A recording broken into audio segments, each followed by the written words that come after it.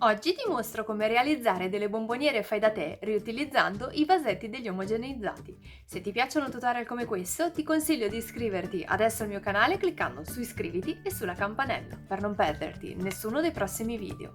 Ora passiamo al tutorial. Continua a guardare.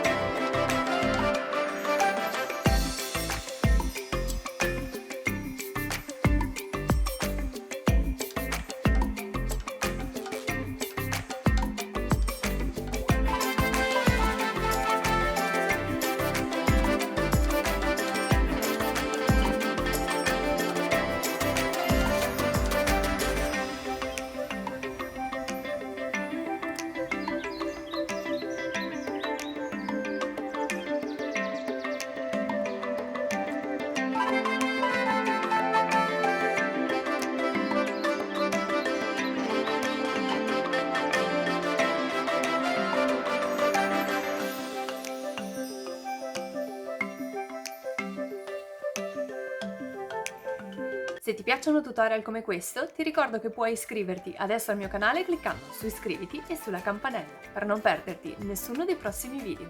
Tu come hai realizzato le tue bomboniere riutilizzando vasetti degli omogeneizzati? Fammelo sapere nei commenti e se questo video ti è piaciuto potresti lasciarmi il tuo like e condividerlo sui social. Io ti ringrazio fin da ora. Noi ci vediamo alla prossima. Ciao! Se ti piacciono tutorial come questo, ti ricordo che